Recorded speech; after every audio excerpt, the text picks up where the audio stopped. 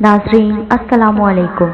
नाज़रीन, आज हम आपकी खिदमत में एक ऐसे शख्स का तज़किरा करने वाले हैं जिसने रिवायात के मुताबिक जादू की दुनिया में इस कदर शोहरत हासिल की कि वो 8 सदियां गुजरने के बावजूद 21वीं सदी के इंसान के लिए भी एक अफसानवी किरदार की हैसियत इख्तियार कर चुका है, जिसको आज का इंसान सामरी जादूगर के नाम से जानता है।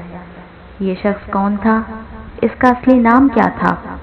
इसकी वजह शोहरत क्या है? आज की इस वीडियो में हम जानेंगे। दोस्तों, आप देख रहे हैं स्वीट स्टेटस। सामरी की मां ने रिसवाई और बदनामी के डर से पैदा होते ही इसको एक गार में छोड़ दिया था। हज़रत जिब्राइल अलैहिस्सलाम ने इसको अपनी उंगलियों से दूध पिला पिला कर पाला था, इसलिए वो हज़रत जिब्राइल अलैहिस्सलाम को पहचानता था। इस बदबख्त शख्स का नाम मूसा इब्न जफर था, जो कि कदीम मिस्र से ताल्लुक़ रखता था, और कहा जाता है कि इसके बचपन में ही इसके साथ कुछ ऐसी ताकतें मौजूद थीं जिनकी बदौलत इसके हम असर उसे एक माफूकुल फितरत इंसान तसव्वुर करते थे। इन रिवायात के मुताबिक ये भी कहा जाता है कि जब बनी इसराइल ने फिरौन के मजालिम से तंग आकर वहां से हिजरत की तो ये शख्स भी उनके साथ हो लिया। जबकि हज़रत अब्बास की राय के मुताबिक भी सामरी का ताल्लुक भी इसी इलाके से बनता है, और आप फरमाते हैं कि ये शख्स बज़ाहिर मुसलमान हो गया था, लेकिन इसके दिल में निफाद मौजूद था। दूसरी रिवायत के मुताबिक इसका ताल्लुक समीरी कौम से बनता है, जो कि जनाब ईसा अलैहिस्सलाम की पैदाइश से 3500 साल कब्ल इराक में रहा करती थी। जबकि हज़रत अब्बास अपनी राय में ये भी इजाफा करते हैं कि ये बुनियादी तौर पर इस कौम से ताल्लुक़ रखता है जो कि गाय की परस्तिश करने वाली थी। जिन दिनों हज़रत मूसा अलैहिस्सलाम कोहे तूर पर एतिकाफ में थे, सामरी ने आपकी गैर मौजूदगी को गनीमत जाना और ये फितना बर्पा कर दिया कि उसने बनी इसराइल के सोने चांदी के जेवरात को मांग कर पिघला दिया और उससे एक बछड़ा बना दिया। हज़रत जिब्राइल अलैहिस्सलाम के घोड़े के कदमों की खाक जो उसके पास महफूज थी, उसने वो खाक बछड़े के मुंह में डाल दी तो वो बछड़ा बोलने लगा। फिर सामरी ने बनी इसराइल से ये कहा कि ए मेरी कौम, हज़रत मूसा अलैहिस्सलाम को हितूर पर अल्लाह के दीदार के लिए तशरीफ ले गए हैं। हालांकि तुम्हारा खुदा तो ये बछड़ा है, लिहाजा तुम लोग इसी की इबादत करो। सामरी की इस तकरीर से बनी इसराइल गुमराह हो गए और 12,000 आदमियों के सिवा सारी कौम ने चांदी सोने के बछड़े को बोलता देखकर इसको खुदा मान लिया और इसके आगे झुक गए। जैसा कि कुरान पाक में इरशाद है कि मूसा अलैहिस्सलाम के बाद उसकी कौम अपने जेवरों से बछड़ा बना देती है, बेजान धड़काए की तरह आवाज़ें करता। जब 40 दिनों के बाद हज़रत मूसा अलैहिस्सलाम अल्लाह से हम कलाम होकर और तौरात शरीफ साथ लेकर बस्ती में तशरीफ़ लाए और कौम को बछड़ा पूछते हुए देखा तो आप पर बेहद गज़ब और जलाल तारी हो गया। आपने जोश व गज़ब में तौरात शरीफ को ज़मीन पर डाल दिया और अपने भाई हज़रत हारून अलैहिस्सलाम की दाढ़ी और सर के बाल पकड़कर मारना शुरू कर दिया। फरमाने लगे, तुमने क्यों इन लोगों को इस काम से नहीं रोका?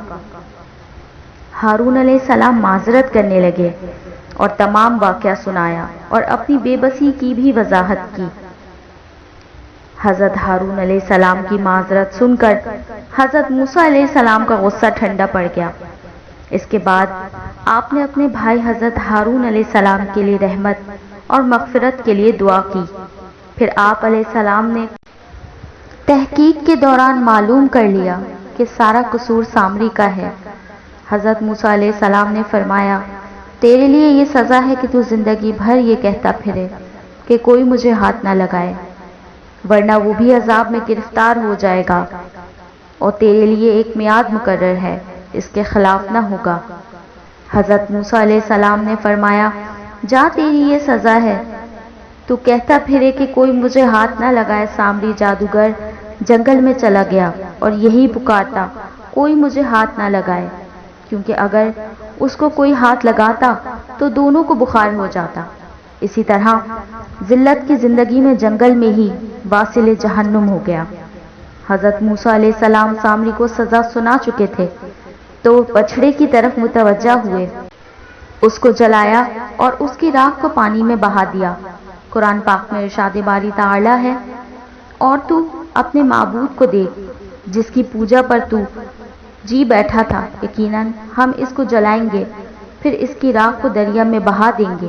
بے شک تم لوگوں کا حقیقی معبود صرف اللہ ہی ہے، جس کے سوا کوئی عبادت کے لائق نہیں۔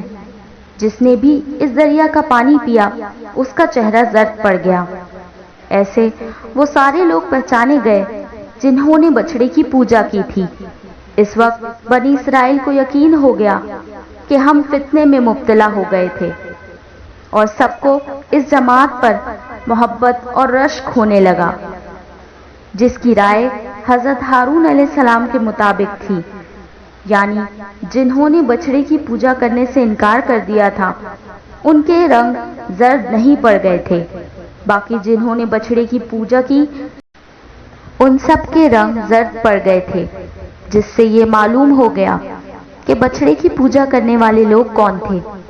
بنی اسرائیل کو اس گناہ عظیم پر افسوس ہوا تو حضرت موسیٰ علیہ السلام سے کہنے لگے، اپنے رب سے دعا کیجئے کہ ہمارے لیے توبہ کا دروازہ کھول دے جس سے ہمارے گناہوں کا کفارہ ہو جائے۔